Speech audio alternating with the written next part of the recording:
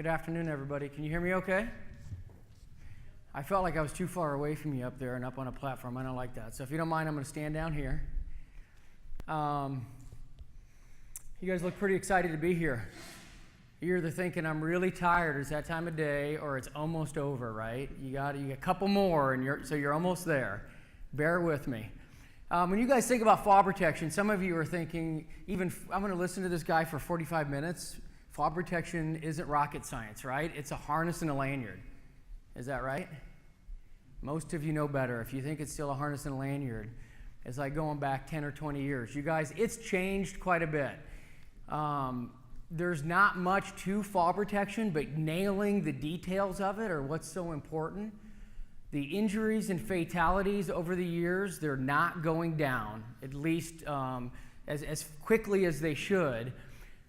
What do you guys think are some of the main reasons there's still a lot of injuries and fatalities when it comes to falls? Go ahead and yell it out or raise your hand. Proper tie-off? What else? Yeah, you guys, there's a ton of reasons. Let me give you the top three. What are you supposed to do to the equipment before you put it on? Inspect it. How many of your employees do that? 50%? That's not.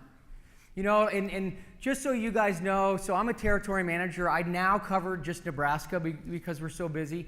There's a lot of manufacturers that have guys like me that run around with a demo vehicle that will do training for you. You know, typically it's an hour-long training. It's very, very important to do this so they have the basics down. The days of throwing in a 20-minute video going over the basics, I haven't seen that cut it for over 10 years. Getting engaged, you guys will see I'm very interactive with crowds. I ask a lot of questions. I do that for a few different reasons. Because in the beginning, most of them, I've been through training 4 or 5 times, so when I ask those questions, they can't answer them. We got a problem, don't we? So training is actually a huge one. Inspecting the equipment is another one.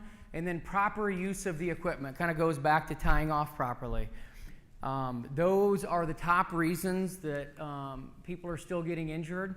You guys, I'm going to move very quickly through this. If I say something that you disagree with, raise your hand. Let's talk about it briefly. If it's a more detailed, we can talk about it after.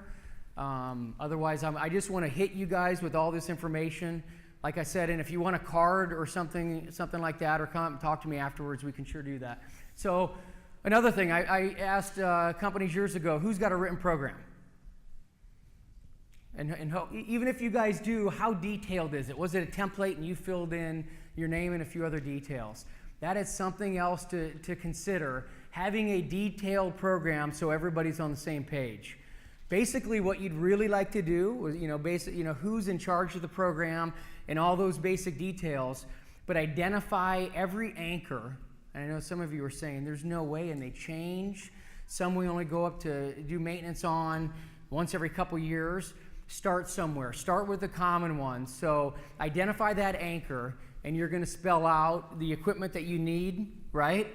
And maybe we'll get into the rescue plan and all that, all the details for that particular anchor. So establish guidelines to protect all employees, include all areas in the plan, indoor, outdoor, specific employees covered.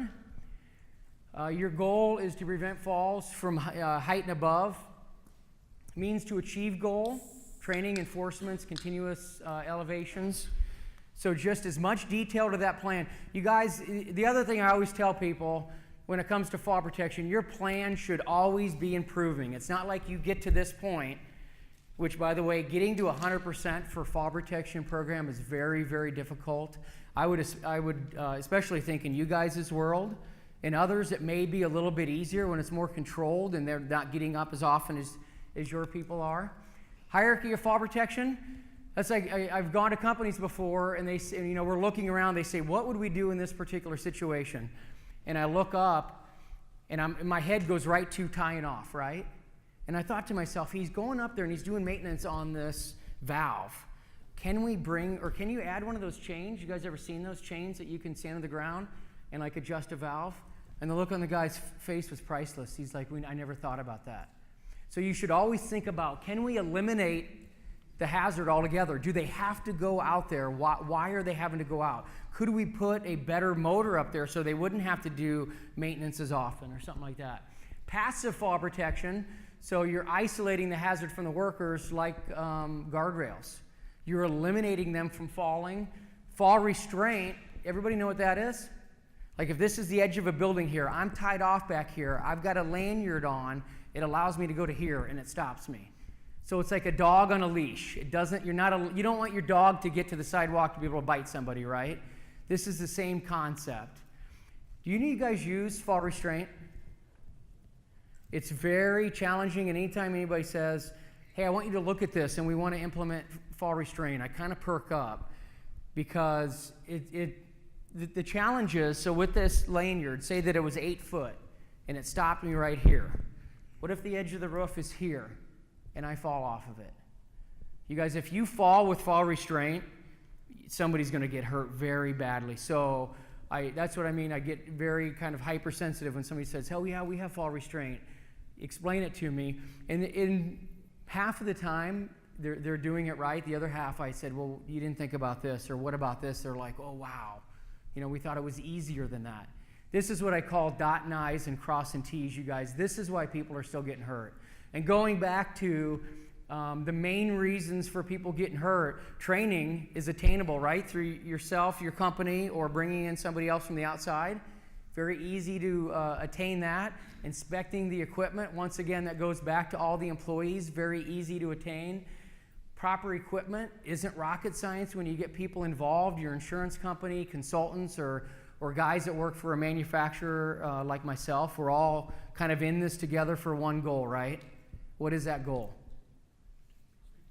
Everybody go home to their families at the end of the day. So fall arrest, you can see, I would consider fall arrest at the bottom. I don't like, back in the day, administrative controls was more popular. That'd be like me being on a roof. You guys are all up here doing work, and I'm in charge making sure none of you get too close to the edge. This day and age, would that work with cell phones? Right, or I got to take a nap, I'm tired this afternoon. That's not really, that's kind of the last course of action that you'd take. The thing about it is, it's kind of like hearing conservation. For hearing, what do you do when the decibels are too high? You put in earplugs, right? It would be a lot better if you could eliminate that noise. Now, in that case, that's very costly to eliminate noise, although it's possible. Just consider this, you guys, a hierarchy. Don't always go right to fall arrest. Let's think, can we engineer out the problem? Can we put up guardrails? I'm sure you guys have guardrails all around your facilities. That's another question I ask a lot of people. So, like all construction guys know, it's 6 foot when OSHA requires them to tie off. But I ask that to general industry, like you guys. And I don't know, do you guys all know you're 4 foot? If I didn't show you this slide and ask you, I'm guarantee you somebody would say, oh yeah, we're 6 foot, or I've heard 10 foot, 12. I'm like, whoa. We all got to be on the same page. So you guys are all 4 foot. There's job sites now and companies going to you get off the ground. We want a plan in place that you're using that ladder safely, or guardrails, or fall arrest, or whatever the measure is, because there's a risk you get off the ground. There's a risk you fall and you can get hurt, right? There's companies that are limiting ladders from their safety programs. Are ladders safe? Even if you use them correctly, are they safe? Is there a potential that you could fall? If I fall off a 16-foot extension ladder, I'm getting hurt. There's no question I'm going to sustain an injury. Hopefully it's not terrible, but it probably will change my life forever, whether it's just a pain in my shoulder the rest of my life or worse. So being on the same page with this, you guys are at 4 foot. Training, we kind of went over that. I'm not going to spend a lot of time doing it, but just making sure that all employees are trained. If there's any changes on the job site, retraining. If you notice that somebody isn't getting it, retraining them. You guys all have discipline policies. Strike 1, 2, 3. That's pretty powerful. I've seen companies implement those, and unfortunately, the guys that don't get it and don't want to comply, do you want them on your job site and working for you? That's a huge liability to yourself and also to them and their families. So having a disciplinary policy is very important. Inspection requirements from OSHA. OSHA says your equipment needs to be inspected prior to use. If there's any damage, we'll go over some of that details here in a little bit. ANSI says prior to use, and then also once a year by a competent person. What is a competent person? Who says that? Who claims or says that you're a competent person? Your employer does. It's always nice to get training for that, but your employer is supposed to say, this is our competent person, which is usually the safety person. Getting training so you know the details and what to look for is also a very good idea. But this is what I tell. There's a lot of employees thinking then, well, then why do I need to look at it? There's a person looking at it once a year. That person looking at it every year, should they find anything wrong with the equipment? No, you know what companies are starting to do? When they do, they're calling it out. I found something wrong with Jeff Springer's equipment. That's kind of embarrassing in front of all your coworkers, isn't it? You guys, things have to be done. Everybody needs to step it up to make sure that there's accountability out there. It's like I ask people when I do training, I always ask all the guys, hey, anybody here hunt? Do you fish? Do you play golf? Do you have kids and grandkids? You want to go home to them, so you have to do your part. You have to stay awake during training and listen. You have to tell us where there's issues so we can fix them, right? You have to inspect your equipment. You fall on any of this equipment up here, this equipment's so over-engineered, you fall and it's going to work. If there's something wrong with it, what's going to happen? There's a high probability that something terrible is going to happen. So making sure that you get into their heads and there's somehow accountability so they're inspecting their equipment is very, very important. Any questions on this? So now, keep it simple, ABCs of fall protection. Very briefly, I want to talk about this, kind of paint a picture, put it together. Start off with anchors. You guys, those pictures, those don't look like good anchors, right? The stuff that we see in the field is unbelievable. The good thing is the trend is everything's getting better. Companies are getting better, whether it's anchors, harnesses is very easy. Connecting devices, most have gone the trend from lanyards to self-retracting Lifeline. Hopefully you guys have started that trend. We'll go into more details on that. So what's OSHA say about a anchor? What's it got to be rated at? 5,000. Is there any, or what? 2 times, a safety factor of 2. It's fairly vague. The first time I looked at that 20 years ago, I'm like, what? What do they mean by that? I asked colleagues, and they couldn't even answer me. I'm like, what? What's so hard about this? Basically, as we all know, they say a 5,000-pound anchor. So what we're looking for, you guys, is an I-beam, right? A very large I-beam that you can put something like this beamer,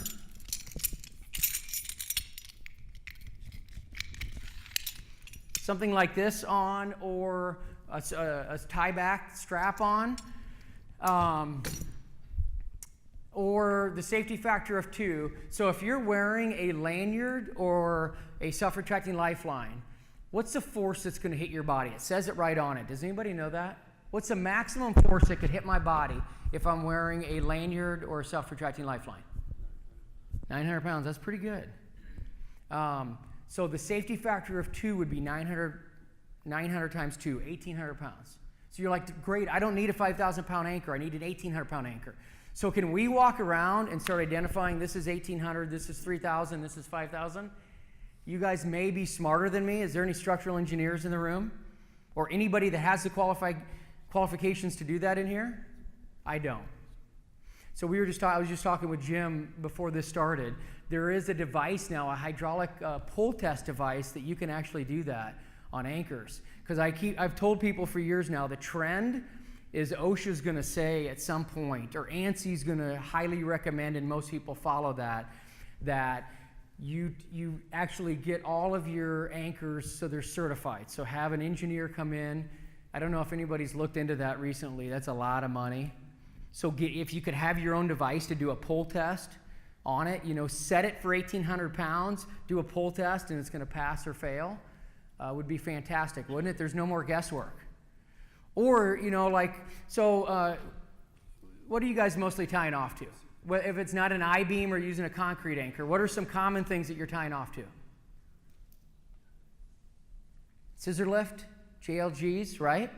That tie-off point, is that rated for 5,000 pounds? Could I take a 3/4 ton pickup and suspend it from that little metal bar in a scissor lift? There's no way. So actually, that's an engineered anchor then, isn't it? At least it should be from that, that manufacturer, that scissor lift can't say this is your tie-off point. And make sure when they're in a scissor lift or a JLG, they only use that tie-off point. Well, that tie-off point's littler than the guardrail, the top rail, so we use that. No, you cannot do that unless you get a letter from that company or a certified engineer. Do not tie off to something that's not either engineered for it or that would meet that non-certified 5,000 pounds. So at the end of the day, you guys, for your anchors, you're using a big I-beam, or you're going to use something like a concrete anchor like this. So what we did, this is a certified anchor. If you open up the manual and you install this into concrete that meets the qualifications, we spell that out in the manual, you install it exactly how we tell you. Didn't you just duplicate our certified anchor and the testing that we did and a third party did in our factory? You sure did. So there's never any question on this as long as you're using it on a proper anchor. Is there any issues for you guys with having so-called certified or even non-certified anchors? That's got to be a huge challenge for you guys, especially in bins. Like if you go on the top of a bin, is there anything up there that you would qualify as either 5,000 or even 1,800 pounds? That's got to be a huge challenge for you guys. So as what I'm saying is there's help out there. There's companies that would either come in and do evaluations. There's equipment that you can now buy to do your own pull test. What we want you guys to all do is identify the anchors that they should be using. We need your employees to come back to us to say, what about this area? What about this? Because right now they're saying, I'm just using whatever's available. I'm tying around whatever's there. How many of them are tying off to guardrails? Tying off to conduit? You guys, if they fall, bad things are going to happen. Yes? That's, you guys, as I said, that's kind of over my head. If you invited me into this building, well, if this wasn't finished, I'm looking for I-beams, I'm looking for concrete, or I'm looking for what am I standing on, an I-beam or concrete, so I can put an anchor here and go up. We have posts that can come up, or I'm looking side to side. If I got I-beams or concrete, I can put a horizontal lifeline as long as I have enough clearance. So those are the things I'm looking for. Otherwise, I'm like, oh gosh, now we're starting to really narrow it down. So the good news is 10 years ago when I'd go into you guys' facilities, I'd walk away solving 50% of your anchors. That didn't make me feel warm and fuzzy. I didn't feel like I was doing a service to you guys, but that's all that we had. This day and age, we're probably up to about 90-95% solutions right out of a catalog. And then we would go to an engineering firm if we wouldn't have something. They could come in and engineer something. That's very, very common and becoming a lot more common. Or you guys doing these pull tests to see if what you currently have would meet the specifications of and make it a certified anchor. A big I-beam, using equipment from a manufacturer, exactly how they say in the manual, or using that tie-off point in something like a scissor lift or JLG. If you're using anything other than that, it's suspect. You've got to either have a structural engineer look at it or would do a self-performing test like with a pull test with the device. As it says on the bottom here, don't use water pipes, electrical conduit, light fixtures, guardrails. People do it all day long.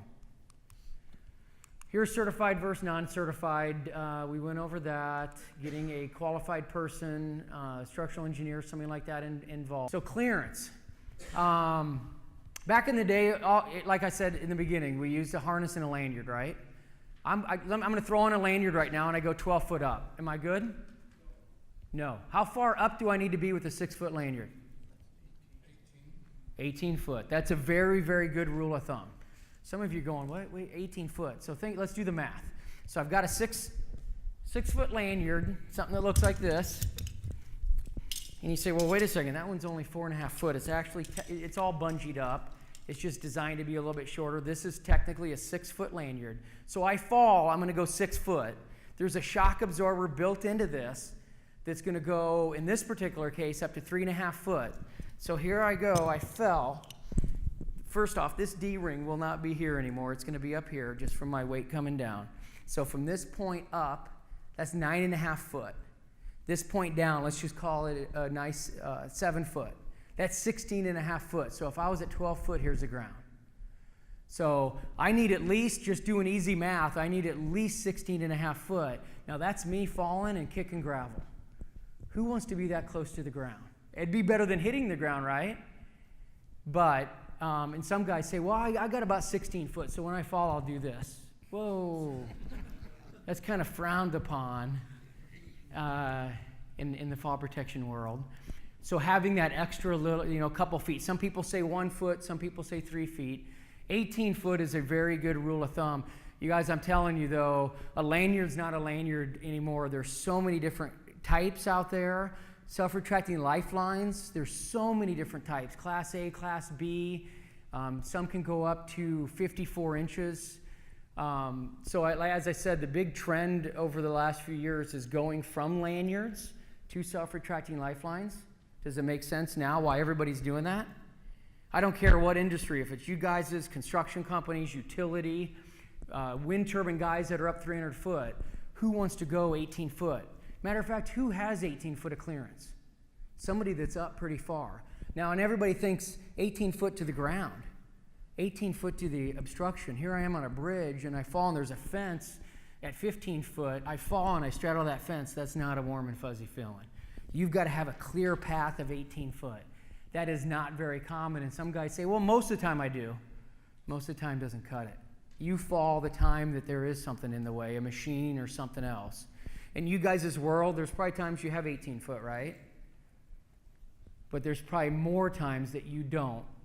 So in that case, what would you use? And as I keep saying, the big trend is going to something like this, a little personal self-retracting lifeline. I fall with this, it locks up virtually immediately. So you'd say, well, wait a second, you're still going to go 3.5 foot with this shock pack. This is considered a Class A, so between if I fall, if I'm using it properly, between this coming out, this pack opening up, it's 2 foot. That's a lot better than 9.5 foot, isn't it?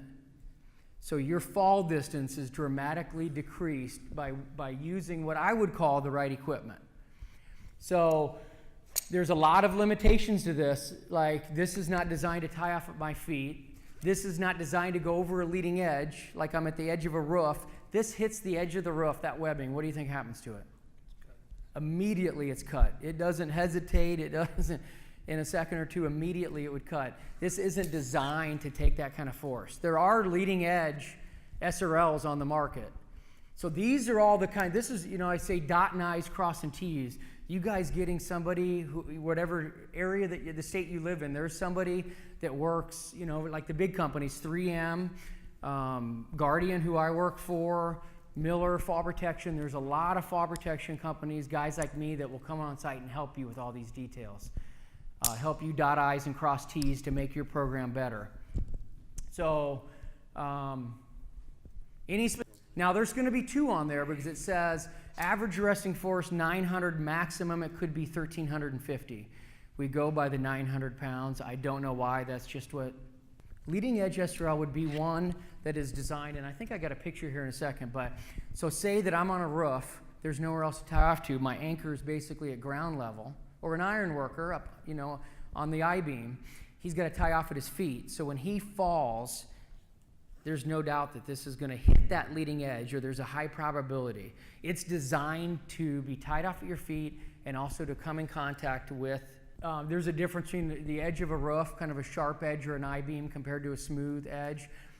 There's been a lot of controversy over that. Some say, and if you're bouncing around to that JLG, it could pop you out or, move you enough to catch this. This isn't, considered a fall. Actually, you're supposed to do that while you're inspecting it to make sure that it actually does work. But anybody asking me, what would you wear in a scissor lift or a JLG, it's going to be this all day long. Even if I'm up further, I don't want to, rescue's a lot tougher in most cases with the lanyard as opposed to this, because with this I got a shot at self-rescue. Or I got a shot at not even falling out of I'm leaning out, which of course we know we're not supposed to do. but I'm kind of leaning over and I fall, this could catch me so quickly that I don't even fall out of it. With a lanyard, you're going to fall out. Some of them may be. It should be for fall arrest. There may be some. Has anybody else seen that? In a JLG, the anchor point saying fall restraint, not fall arrest.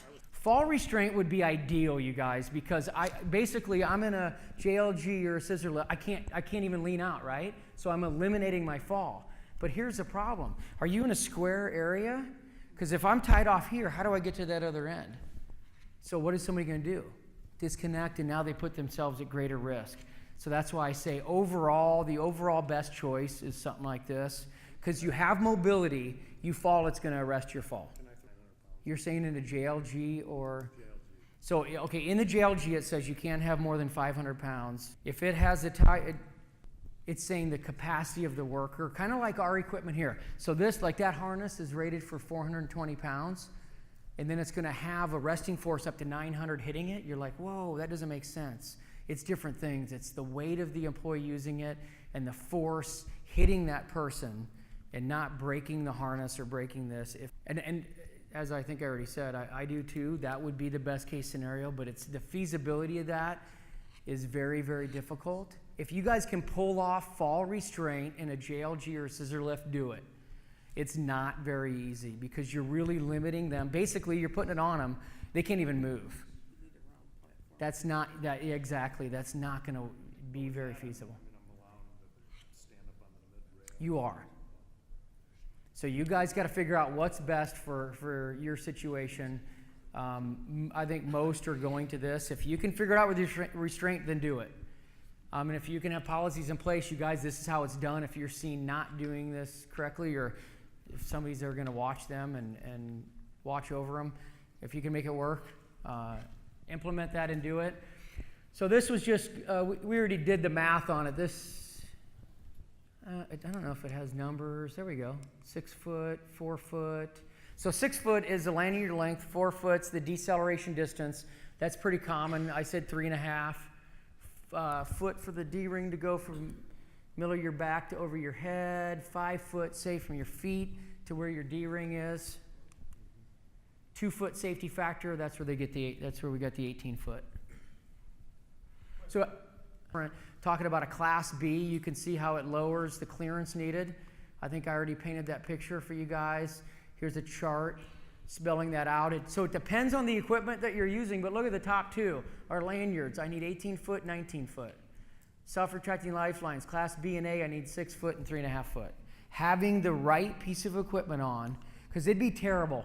At any point in time, if everybody fell in the United States that was connected, I hate to say it, I don't even know if it's 80 or 90% would be injured or worse because they're not using the right device. Even companies that say, hey, we switched everything to self-retracting lifelines. Is it the right one for what you're doing?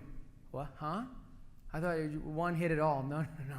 There's so many different kinds out there. You got to have the right one for what you're doing, like we were talking about leading edge ones. Swing falls, everybody understand that. I'm attached with something. I walk, say 30 foot this way, I fall, it arrests my fall, and now I go swinging. So if I hit something with my body or the cable on that self-retracting lifeline hits something during my swing, is that good or bad? It's terrible. So eliminating swing falls, just think, and that's what I always tell people. You think to yourself, I have this equipment on. If I fall right now, what's going to happen? If I'm like, oh boy, I'm going to hit, or I'm going to swing and hit the ground, or this cable is going to rub along the roof edge, that is not, bad things are going to come from that. I can't stress enough, you guys, this isn't rocket science. Getting people involved, I do this every day. Whoever's in your territory, and if you need help figuring out somebody in your territory, I'd be happy to figure that out for you, to help you with that. Just another chart. Very important. So you get a harness, a lanyard, a self-retracting lifeline. What else comes with it? What's in the bag or box? Lottery ticket, winning lottery ticket, $20 bill. What's in there? Manual. What do you guys do with those? Should we do? Please say you read them and you keep them on file and scan them and put them on file somewhere. The beautiful thing is, and most of you could say I throw it away, and that's cool because everything's online. But you guys, there's no excuse anymore, and it's terrible. I've gotten calls before. Hey, my guy fell and got hurt, And I'm like, man, what happened? And he starts saying it, and I'm like, on page 7 of the manual, it clearly states you shall or you should not do this. Well, I didn't read the manual. This is why people are still getting hurt. You guys, we have to read manuals. We have to engage with other colleagues to figure out the best equipment for whatever your application is. Charts like this are in some of our manuals. Very important. Harnesses, we're going to breeze through this, you guys. It's very easy. With a harness, inspecting it's very important, and I always tell people, you're looking at the hardware, the webbing, the stitching, the label. Anything you need repeated, like I said, grab a card, and I'd be happy to talk to you on the phone. So you're looking for any weak links in any of the equipment. With a harness, it's about having the right one, which for you guys is pretty easy. You always want to have your tie-off point. In most cases, is on your back. There are a few cases for climbers, like tower climbers, you can tie off to the front D-ring.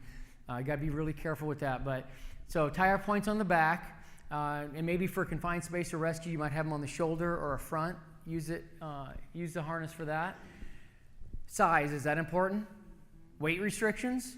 Getting a call from that guy, screaming and yelling at me about his guy falling and breaking his legs, and I listened to the whole story. Started, and then finally I said, wait, time out. What did you say the guy's name was? And he goes, Tiny. I'm like, what does Tiny weigh? Oh, he's all of 375. I said, sir, I hate to be the bearer of bad news. The harness you told me you were wearing is rated for 310. All that yelling and screaming, what happened to it? Click. And I'm like, whoa, no. I wanted to help him or offer training and all this other stuff. He's like, oh boy, that $20 million lawsuit just went down the drain. Misuse of equipment and not inspecting the equipment, because if he was looked at the label on the equipment, he would have seen 310 pounds. He would, hey boss, this isn't going to work for me. So making sure that you have the right harness, it's got the right ratings, all that stuff's in the manual or on the label. Connectors, carabiners are the same. You're looking for any defects. All snap hooks nowadays, you guys, we increased it. These gates used to be rated only at 220 pounds. It was a weak link. If you fell and the force of your fall was right here. Most are now 3,600 pounds, so we eliminated any weak link. This is rated at 5,000 pounds. This is 3,600 pounds. They're all double acting. I have to do 2 movements to open it. 1, 2. Automatically closes and locks. With the carabiner, you twist it and open it, right? It automatically closes and locks. Lanyards, lots of different ones out there. We've talked about it. I hope that most phase out of lanyards into self-retracting lifelines. Here's a self-retracting lifeline. Lots of different types. Deciding which one's right for me. Tie-off point, is it overhead? Is it at knee level? Foot level? Can I tie off directly to my back of the harness? Or on some of the bigger ones, you take the snap hook at the end and attach it to your back, and that's on the anchor, like on a 30-footer or 50-footer. Do I need leading edge?